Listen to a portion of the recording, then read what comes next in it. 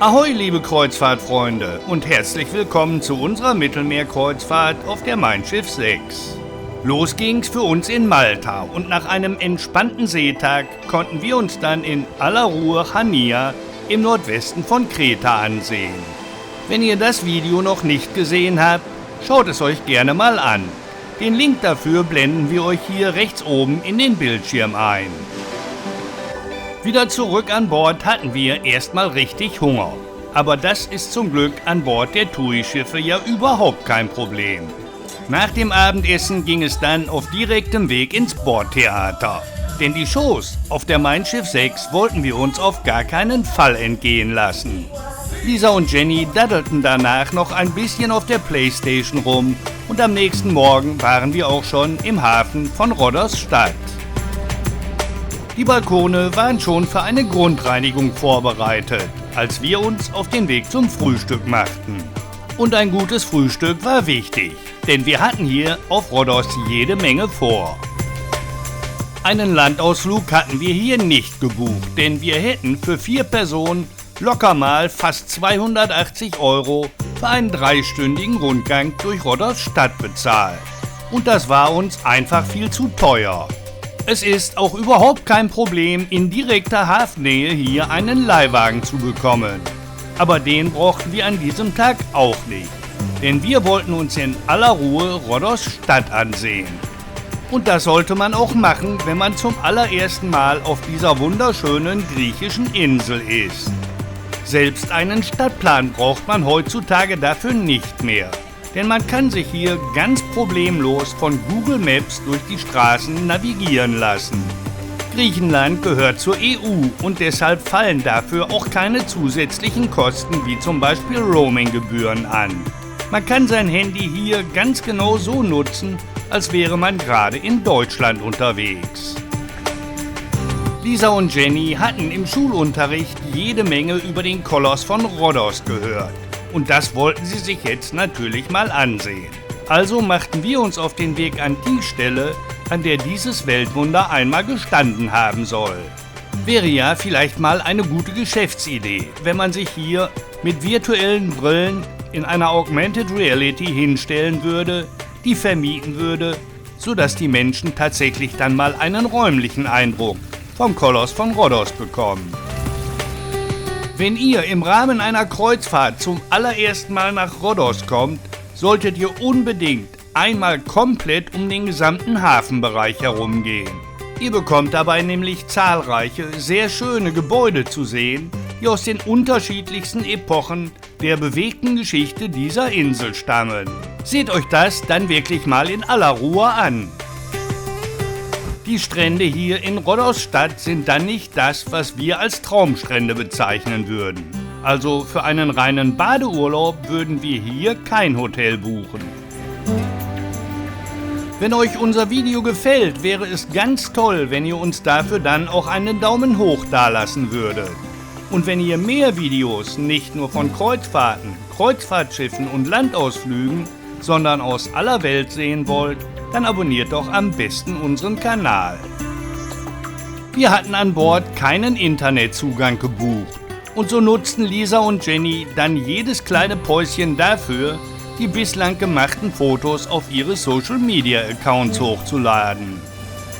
Was die beiden dann fast noch interessanter fanden als ihr Handy, waren die zahlreichen Katzen, denen man hier in Rhodos-Stadt begegnet. Sie haben dann tatsächlich von ihrem Taschengeld in einem kleinen Supermarkt um die Ecke Katzenhartfutter besorgt und so den einen oder anderen Vierbeiner glücklich gemacht. Der Großmeisterpalast ist das beherrschende Gebäude in der Altstadt von Rhodos. Mal ganz frei nach Popeye. Was Lisa und Jenny hier in diesem Moment fehlte, war einfach eine Dose Spinat. Zumindest einen Rundgang durch den Großmeisterpalast, der noch aus der Zeit der Kreuzritter stammt, solltet ihr euch, wenn ihr hier auf Rhodos seid, auf gar keinen Fall entgehen lassen.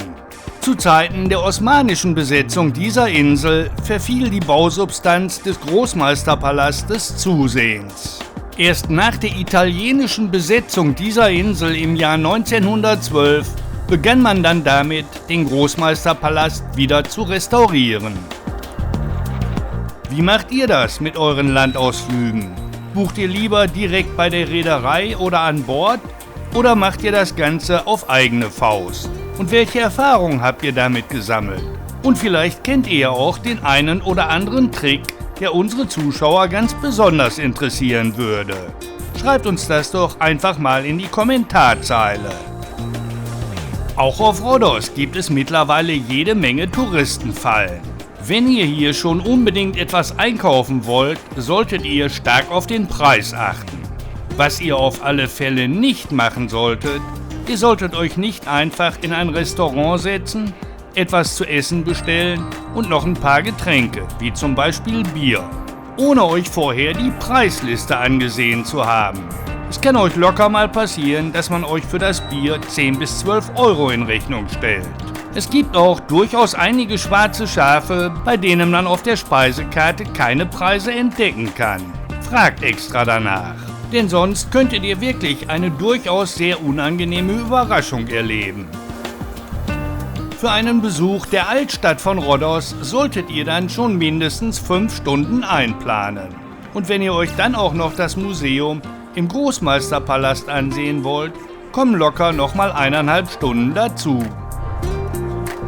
Wenn ihr Fragen zu diesem oder einem anderen unserer Videos habt, dann schreibt sie uns einfach in die Kommentarzeile. Wir antworten garantiert und wir freuen uns dann auch immer sehr darüber, wenn wir dem einen oder anderen von euch bei der Planung seines eigenen Urlaubs oder seiner eigenen Kreuzfahrt ein wenig weiterhelfen konnten. Vom Hafen aus braucht ihr bis zur Altstadt von Rhodos gerade einmal rund 15 Minuten.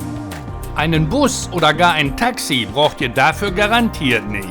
Außerdem bekommt ihr schon auf dem Weg zur Altstadt jede Menge zu sehen. Also lasst euch das auf gar keinen Fall entgehen. Ihr würdet sonst nämlich echt was verpassen. Wir waren doch richtig gut in unserem Zeitrahmen und so beschlossen wir kurzerhand, noch eine kleine Bootstour zu machen. Während unserer Mittelmeerkreuzfahrt hätten wir diese Bootstour durchaus auch als Landausflug an Bord buchen können. Wir hätten dafür allerdings gute 30% mehr bezahlt. Und so hätte das Ganze dann ausgesehen. Da waren wir auf unserem Boot doch wesentlich besser dran. Mittlerweile halten wir die meisten angebotenen Landausflüge einfach für total überteuert. Und manchmal grenzt das Ganze schon an Abzocke. Was haltet ihr von Landausflügen? Findet ihr nicht auch, das Ganze ist mittlerweile eine Cash-Cow für die Reedereien geworden? Schreibt uns eure Meinung dazu gerne mal in die Kommentarzeile. Genau in diesem Moment wären wir jetzt unter dem Koloss von Rhodos durchgefahren, wenn er denn noch stehen würde. Die Bootsfahrt war als so eine Art Unterwassertour angekündigt, aber die ersten Kilometer ging es natürlich oben an Deck für uns weiter, denn hier war es zu diesem Zeitpunkt noch viel interessanter. Hier nochmal ein Blick auf den Landausflug von TUI Cruises. Wir waren glücklich, dass wir das nicht gebucht hatten. Dass die alte Stadtmauer von Rhodos bis ins Meer hineinreicht, sieht man dann auch erst während einer Fahrt mit dem Boot. Alleine schon für diesen Blick auf Rhodos Stadt hatten sich für uns drei die 20 Euro, die wir für diese Bootstour zahlen mussten, gelohnt. Allzu weit weg von unserer Wohlfühloase waren wir auch nicht, als es nach unten ging. Vor allem Lisa und Jenny waren jetzt schon ganz gespannt darauf, was sie hier alles zu sehen bekommen sollten. Aber wirklich viel war das nicht. Also eine Schnorcheltour direkt vor Rhodos Stadt würden wir garantiert nicht machen. Und einen Tauchgang erst recht nicht. Wenn er nicht gewesen wäre, der mit reichlich Fischfutter jede Menge Fische angelockt hätte, hätten wir fast gar nichts zu sehen bekommen. Aber man weiß halt, was die Gäste an Bord erwarten.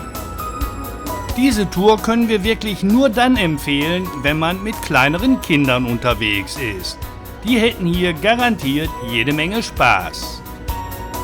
Unser Boot war ja glücklicherweise verhältnismäßig leer. Und jeder von uns hatte eine eigene Sitzreihe zur Verfügung. Aber wir haben mit ein wenig Mitleid in diesem Moment an all jene gedacht, die diesen Ausflug als Landausflug an Bord gebucht hatten. Denn das Schiff war deutlich voller. Als es dann nach einer knappen halben Stunde unterhalb der Wasserlinie wieder nach oben ging, freuten wir uns schon auf das, was wir hier dann während der Rückfahrt zu sehen bekamen. Und das war doch deutlich mehr als Unterwasser. Lisa und Jenny konnte man dann deutlich ansehen, dass wir an diesem Tag wirklich sehr viel zu Fuß gemacht hatten. Aber die beiden haben ja auch wirklich tapfer durchgehalten. Mal Zeit für ein kleines Fazit. Rhodosstadt hatte sich für uns wirklich gelohnt. Und zwar ohne einen gebuchten Landausflug. Im Hafen von Rhodos ist alleine schon durch die zahlreichen Fähren eigentlich täglich immer jede Menge Betrieb. Für uns ging es jetzt direkt wieder zurück an Bord unserer Wohlfühloase. Es heißt ja nicht umsonst bei TUI Cruises: Willkommen zu Hause. Und genau so haben wir uns an jedem Tag gefühlt, wenn wir von unserem Landausflug wieder zurück an Bord kamen. Und wir sind davon überzeugt, dieses Gefühl wird euch ja nun auch nicht unbekannt sein. Es waren bei weitem noch nicht alle Gäste von ihren Landausflügen zurück an Bord. Und nun wollten vor allem Lisa und Jenny das doch halbwegs leere Pooldeck genießen. Als es dann am späten Nachmittag immer voller am und vor allem im Pool wurde, hatten auch Lisa und Jenny keine Lust mehr. Und so machten wir uns wieder auf den Rückweg in unsere Kabine. Und hier stand dann der Fernseher auf dem Programm. Die Zeit bis zum Ablegen verbrachte ich dann zumindest überwiegend auf dem Balkon unserer Kabine. Zum Abendessen ging es für uns dann in den Ankelmanns Platz. War nach so einem Tag einfach wesentlich praktischer. Während wir nach dem Abendessen noch einige Partien Tischfußball spielten, machte die Mein Schiff 6 sich auf den Weg nach Mykonos. Und wir würden uns freuen, wenn wir euch auch da wieder mit an Bord begrüßen könnten.